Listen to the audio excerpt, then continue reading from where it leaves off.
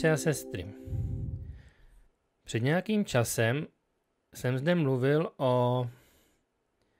měli jsme zde téma o Kristově božství a následně na to o tom, zda Ježíš zemřel druhou smrtí. Tato úvaha nebo tato přednáška vyvolala určitou kontroverzi a možná u některých také nepochopení úplné. A přesto ale si stojím za tímto závěrem, ke kterému jsem tehdy došel, že Ježíš nezemřel druhou smrtí. A tak to, o čem bych chtěl dneska mluvit, tak budeme mluvit o smrti a dáme tomu název 4 smrti. Protože dnes, když tomu rozumím lépe ve světle spravedlnosti z víry, tak vidím, že tehdy možná moje vysvětlení byla trochu omezená a že bylo několik věcí, kterým jsem ještě tak úplně nerozuměl. A tak doufám, že tato úvaha nám tuto problematiku ještě lépe objasní a vyjasní. Takže slovo smrt se v Bibli používá k označení několika stavů. A nepochybně to může způsobit, a také způsobilo určitý zmatek, když se nepodařilo správně rozlišit mezi různými zmiňovanými druhy smrti. Když toto dostatečně nepochopíme.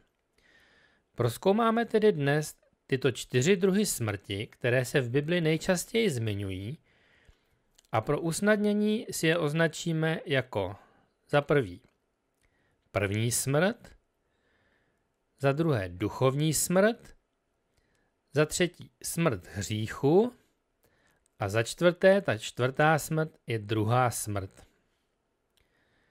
Takto o nich vlastně tedy Bible mluví.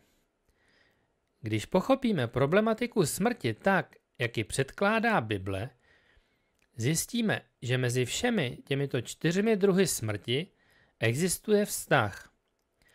A také lépe porozumíme tomu, co se stalo, když Ježíš zemřel a proč musel zemřít. Pojďme se tedy podívat na tu první smrt. První smrt je v Bibli popisována jako spánek. Bible ji nazývá spánek. Je to smrt, která přišla na celé lidstvo v důsledku Adamova hříchu.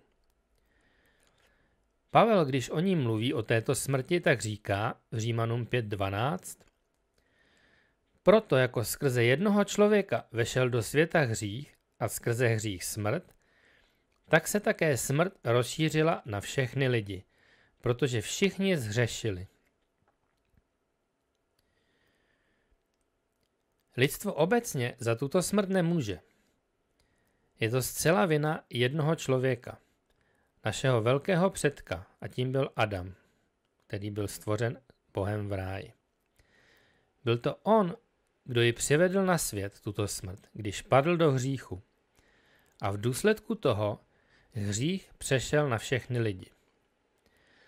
Smrt v tomto smyslu tedy označuje čas, kdy ustává dech a tělo se vrací do prachu. Všichni lidé zemřou touto smrtí, kromě těch vzácných, kteří byli přeneseni živí, anebo těch, kteří se dožijí druhého Kristova příchodu a budou poté proměněni. Za normálních okolností by tato smrt znamenala konec člověka. Když by člověk prožil svá určená léta na této zemi a na jejich konci zemřel, byl by to tedy konec jeho příběhu a jeho života. A to navždy. Hřích by na něj přinesl smrt a tato smrt by potom byla věčnou smrtí. Kdyby Kristus ale neučinil opatření pro vzkříšení. A znovu můžeme číst, jak Pavel o tomto mluví. Kdy o tom říká v 1. Korinským 15. kapitole a tam 21. a 22. verš. A můžeme číst: Když tedy přišla skrze člověka smrt, přišlo skrze člověka také vzkříšení z mrtvých. Jako v Adamově všichni umírají, tak také v Kristu budou obživeni. Takže tohle máme o té první smrti zatím. Pojďme se podívat na tu další smrt, a to je duchovní smrt. Další zmiňovaná smrt je duchovní smrt. V Bibli se tímto jménem ale neoznačuje, takhle ji tam nenajdeme. Ale odkazuje to tedy na stav, kdy je člověk bez Božího ducha a je potom zcela ovládán hříchem. Bible říká, že takový člověk je mrtvý v proviněních a hříších. A to můžeme číst v Efeským 2. kapitole, hned 1. verši. Také vás vzkřísil, když jste byli mrtví pro svá provinění a pro své hříchy. No, ale jak se člověk dostane do tohoto stavu? Je to jeho vlastní volbou, nebo se všichni narodili do tohoto stavu? A zde můžeme znovu vidět, že tento stav je opět výsledkem Adamova hříchu. Když Adam v zahradě zhřešil, duch Boží od něj odešel a jeho povaha se změnila, jeho přirozenost. Stal se tedy sobeckým a nešťastným a bál se Boha. A tento stav byl přenesen na všechny jeho potomky, kteří se poté narodili a neměli vlastně už ten stav života, který byl spojen s Bohem. To znamená, že se všichni narodili bez duchovního života, který jim uděluje Svatý Duch. To je důvod, proč se všichni lidé musí znovu narodit. Jak můžeme číst u Jana, když Pán Ježíš říká Nikodémovi, nenarodí-li se kdo znovu, nemůže spatřit Boží království. Tento stav duchovní smrti odkazuje na stav vztahu člověka k Bohu. To, jak jsme s Bohem spojeni. Člověk nemůže být v tomto stavu spasen. Takže takový člověk může být fyzicky naživu, ale protože jeho duch není spojen s duchem Božím, tak je potom duchovně mrtvý. A ještě můžeme dát jeden verš, který o tom mluví a ukazuje nám na tuto vlastnost, kterou máme všichni přirozeně v sobě. Kdy v 1. Timoteově v 5. kapitole a 6. verši čteme: ale ta, která se oddává rozkoším, je mrtvá, i když žije. Takže tady máme to, co jsme si popsali. Že vlastně Bible mluví o určitém stavu smrti, kterou nazýváme duchovní smrt, přestože člověk fyzicky žije. Ta další, třetí smrt, jak jsme si říkali, je smrt hříchu. Toto je smrt, když zemřeme s Kristem nebo vstoupíme do Kristovy smrti. Tato smrt byla vykonána pro celé lidstvo na kříži a obrací následky duchovní smrti, kterou na nás uvalil Adam. V této smrti umíráme naší hříšné přirozenosti, tedy tělesnému a starému člověku, neboli tomu hříchu, kterému jsme propadli a který jsme zdědili od Adama. V Římanům 6. kapitole v 6. verši čteme: a víme, že náš starý člověk byl spolu s ním ukřižován, aby tělo hříchu bylo zbaveno sil a my už hříchu neotročili. Tato smrt je dokonána Svatým Duchem, který je v nás znovu zrozen, když jsme znovu zrozeni, jak o tom mluvil Ježíš s Nikodémem. A víme, že to přichází samotný Ježíš do našich životů. A tak nás osvobozuje od zákona hříchu a smrti. Takže již nejsme mrtví v přestoupeních a hříších. Jinak řečeno nebo jinými slovy, mocí Svatého Ducha, Kristovým životem, se tato smrt stává naší realitou a naší zkušeností, abychom přijali Kristův život, ve kterém byl ukřižován hřích a spravedlnost se v něm stala skutečností. Tato smrt je připravena a nabízena pro všechny lidi, ale mohou ji zakusit jenom ti, kteří ji uvěří, když vírou vejdou do Krista nebo přijmou Krista do svých životů. Takže tato smrt se nachází v Kristu. Je to Kristova smrt a můžeme ji zažít pouze tehdy, když se staneme součástí jeho života a přijmeme ho. A ta čtvrtá smrt, kterou jsme říkali, to je ta druhá smrt, o které Bible mluví. Nebo poslední smrt, věčná smrt. Druhá smrt je posledním a konečným zážitkem smrti. Je to zkušenost, která vyvolala určité množství kontroverzí v křesťanství. Co je tedy tato druhá smrt a proč je nezbytná? V nejjednodušším chápání je druhá smrt konečným zničením bezbožných lidí a všech věcí, které jsou vlastně destruktivní a škodlivé. Díky tomu, že tady je hřích. Ve Zjevení je zmíněna na 4 místech. A můžeme se na to podívat. Je to Zjevení 2. kapitola a 11. verš. A tam čteme. Kdo má uši, slyš, co duch praví sborům. Kdo vítězí, tomu druhá smrt neublíží. Potom Zjevení 20. kapitola, 6. verš. Blahoslavený a svatý, kdo má podíl na prvním vzkříšení. Nad těmi druhá smrt nemá pravomoc. 14. verš ve 20. kapitole. A smrt a Hádes byli uvrženi do ohnivého jezera. To je ta druhá smrt. Ohnivé jezero. A ještě pojďme do poslední kapitoly 21. a 8. verš. Avšak bázliví, nevěřící, ti, kdo propadli modlářské ohavnosti, vrahové, smilníci, kouzelníci, modloslužebníci a všichni lháři, mají svůj díl v jezeře, který hoří ohněm a sírou, což je ta smrt druhá. Takže tady jsme si ukázali několik případů té druhé smrti. Je jasné, že tato druhá smrt představuje úplný a totální konec, ze kterého už není návratu. Zde se toto konečné zničení nazývá ohnivé jezero, jak jsme mohli číst. Když se tedy podíváme na vztah mezi těmito 4 úmrtími, můžeme vidět, že všichni lidé zemřou první smrtí. Všichni lidé se také rodí do stavu duchovní smrti, když se narodí zde na zemi svým rodičům. Avšak ti, kteří uvěří evangeliu, rozhodnou se a přijmou Krista, ti zakusí Kristovu smrt, která je smrtí hříchu. Potom odsouzení, které zažili v Adamovi, bude odstraněno, když zakusí tuto Kristovu smrt a vzkříšení. V Římanům 6. kapitole čteme: A víme, že náš starý člověk byl spolu s ním ukřižován, aby tělo hříchu bylo zbaveno sil a my už hříchu neotročili.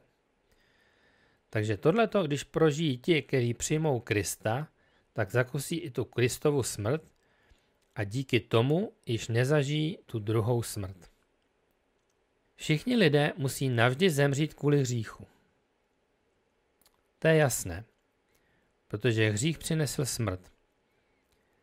Ale spravedliví prožijí tuto věčnou smrt hříchu v Kristu, tím, že přijmou Krista, když ho přijmou vírou do svého života a znovu se narodí. Nespravedliví, ti, kteří Krista nepřijali, pak prožívají tuto smrt hříchu sami v sobě. Nechávají si ji v sobě, když jsou potom na konci zničeni definitivně a navždy. Jak jsme četli o té druhé smrti.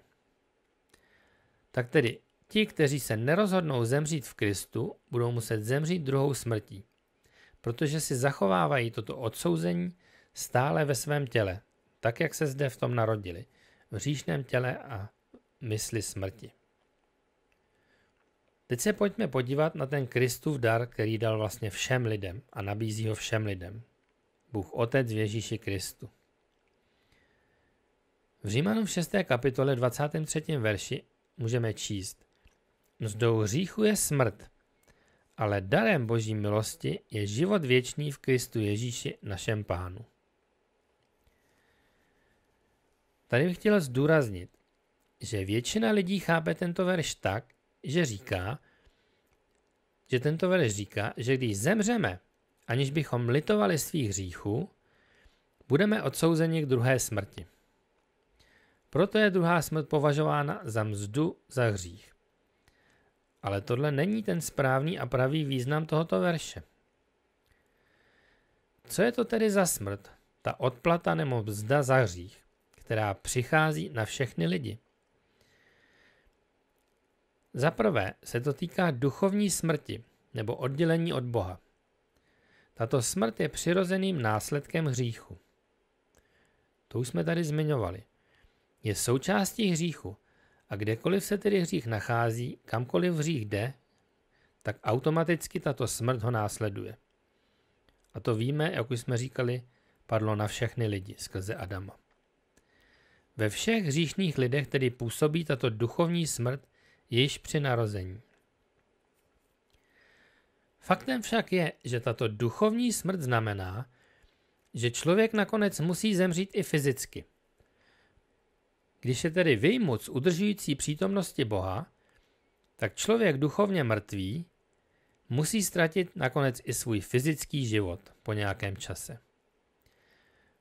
Pravdou tedy je, že všichni lidé dostávají mzdu za hřích, protože všichni lidé zřešili. To je totéž, co říká Pavel v Římanům 5.12, kdy tam on říká: tak se také smrt rozšířila na všechny lidi, protože všichni zřešili. Ale Bůh dává dar a poskytuje odpověď na tuto odměnu neboli mzdu za hřích. A jak to zajišťuje? Zajistil to věčným životem všem lidem v Kristu Ježíši, v Božím Synu. Protože při normálním běhu věcí by tato fyzická smrt byla okamžitá. Okamžitě, když první lidé zřešili.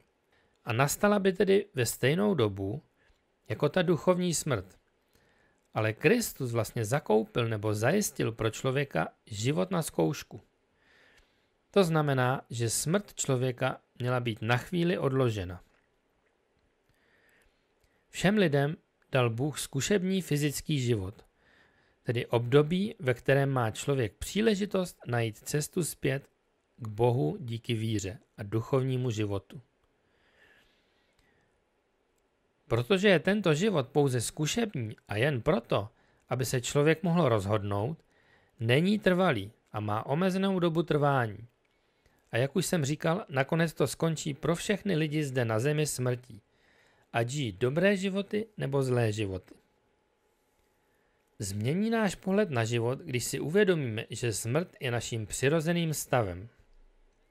Jsme naživu jen proto, že Bůh skrze Krista vytvořil nepřirozenou situaci, aby nám dovolil žít na čas jako hříšníci. Jinak by to nebylo vůbec možné. Protože, jak už jsem říkal, při přirozeném běhu věcí nemůže ve vesmíru existovat hřích. A tak naprostá destrukce by byla naším údělem již od počátku hříchu, kdyby Kristus neuplatnil svou moc a neomezil síly toho hříchu a její smrti, které by hříšníka zcela jistě okamžitě zničily. No a teď tedy otázka, jakou smrtí zemřel Ježíš? Kromě zkušebního života získal Kristus pro všechny lidi ještě něco jiného. Získal vzkříšení z fyzické smrti. Smrt, kterou Kristus zemřel, aby nás zachránil, je smrt, která přišla na nás kvůli Adamovu hříchu. To zahrnuje duchovní i fyzickou smrt. Kristus tedy zvítězil nad smrtí tím, že se podřídil její moci, stal se její obětí a poté, když byl vzkříšen, zlomil její řetězy, čímž vlastně zlomil její moc. A nyní nám říká ve Zjevení v 1. kapitole: byl jsem mrtvý a hle žiji na věky věků. Amen. Mám klíče smrti i podsvětí. Nyní má tedy Ježíš moc a právo nás vysvobodit ze smrti. Zlomil okovy, kterými drží všechny lidi, protože on nad tím zvítězil. Ale všimněte si, že to není druhá smrt, ze které osvobozuje lidi. Kdyby Ježíš zemřel, aby osvobodil lidi od druhé smrti, pak bychom mohli vidět, že alespoň někteří byli přivedeni zpět z druhé smrti k životu. Ale to v Bibli nikde nevidíme. Ne, Ježíš nemá moc nad druhou smrtí a nemá s ní nic společného. Problémem lidstva byla smrt, kterou na nás uvalil Adam. A to je ta první smrt, o které jsme mluvili. A tak přišel Ježíš, který je označován jako druhý Adam, aby odčinil škodu způsobenou tím prvním Adamem. Takže co udělal Kristus? Za prvé, přišel, aby nám dal duchovní život a aby nás vzkřísil z duchovní smrti. A to druhé, aby nás vzkřísil z fyzické smrti. Ve 2. Timoteově 1.10 čteme: našeho zachránce Krista Ježíše. On zničil smrt a skrze evangelium vyvedl na světlo život a neporušitelnost.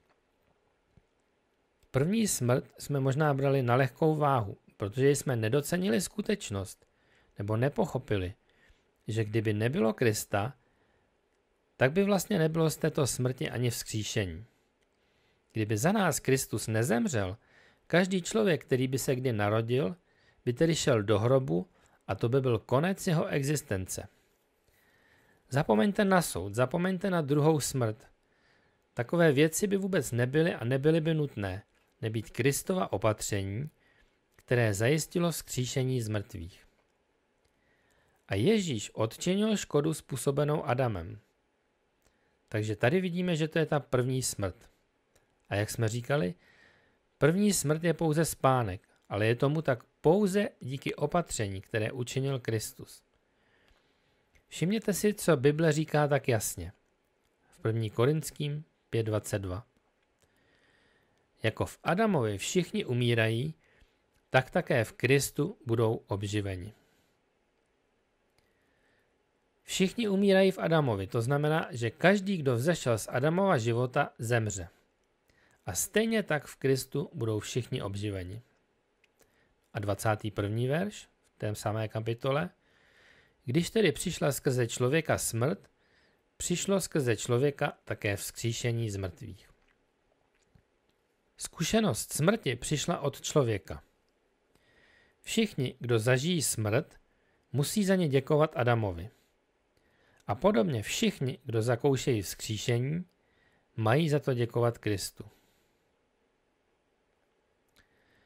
A možná si teď říkáte, no a proč se tedy namáhat vzkřísit bezbožné? Faktem je, že všichni lidé jsou vzkříšeni Kristovým opatřením. To už jsem tady říkal. Že ta Kristova smrt byla pro všechny lidi. Jak jsem zmiňoval, on je druhý Adam. On přišel odčinit škodu, kterou způsobil první Adam, náš praotec, a to včetně této smrti. Všimněte si, že vše, co Kristus udělal pro lidstvo, udělal pro všechny lidi. To tady zdůrazňuji. Pro všechny lidi. Bůh neřeší nějaké předurčení, a tak jsou jeho opatření učiněna pro každou jednotlivou lidskou bytost, pro každého člověka. Jinými slovy, Bůh činí opatření pro předpoklad, že každý člověk bude spasen. A to zahrnuje poskytnutí vzkříšení. Otázkou je, že když Kristus odčinil škodu způsobenou Adamem, proč tedy nejsou všichni lidé spaseni? Protože Kristus vzkřísí všechny lidi. Proč nemají všichni lidé získat věčný život? Když Adam zřešil, rozhodl se, komu uvěří. Koho bude uctívat? Stejně tak jeho potomci, ačkoliv se narodili již ve stavu hříchu, tedy v tom stavu odloučení od Boha, stejně tak i oni potřebovali tuto volbu. Skrze Krista poskytl Bůh Adamovým dětem život na zkoušku, během kterého naplnil jejich životy požehnáním, ve snaze jim dát poznat svou lásku a svou cestu a návrat zpět k němu. Lidé by byli schopni vidět potřebu, věřit v Boha a důvěřovat mu. V tom, co Bůh ukázal v Kristu Ježíši. A v Kristu Bůh poskytl způsob, jak se zotavit ze všech následků Adamova hříchu. Ale protože volba člověka musí být vždy respektována, tento způsob uzdravení by byl přístupný pouze těm, kteří by věřili v Boží dar v Kristu. A tak tedy během tohoto života ve zkušební době, který jsme všichni dostali, bude člověk čelit této výzvě. Věřit Bohu a přijmout jeho život v Kristu, nebo mu nevěřit, jako Lucifer nebo Adam, a zůstat ve ztraceném životě Adama. Vidíme tedy, že Adam a jeho potomci, to jsme my, stojíme před podobnými, ale přitom radikálně odlišnými volbami, protože Adamovým přirozeným stavem byl tenkrát život. On byl spojen s Bohem a život byl v něm. Takže jediné, co musel udělat, bylo zachovat si to, co měl, to, co již měl v sobě, a pokračovat v životě této víry a důvěry v Boha. Aby přišel nebo mohl přijít o život, musel tedy vykročit do cesty nevěry a nedůvěry. A tak stejně u nás přirozený stav Adamových potomků je smrt. A tady je ten rozdíl. U prvního Adama v ráji to byl život a tím, že on zůstával v tom, co měl, tak zůstával v životě. A u nás je přirozený stav smrt, tedy odloučení od Boha. Takže nám tedy stačí jenom žít dál v nevěře a ponecháme si tuto smrt, která je přirozeným stavem. A výzvou pro nás je uniknout ze sevření smrti skrze víru. Takže udělat rozhodnutí a skrze víru se navrátit zpět do života. Ti, kteří přijmou lék, tento dar Boží v Kristu Ježíši, uniknou nemoci. Ti, kteří ho odmítnou, si tuto nemoc stále udrží na sobě a tak nakonec utrpí druhou smrt.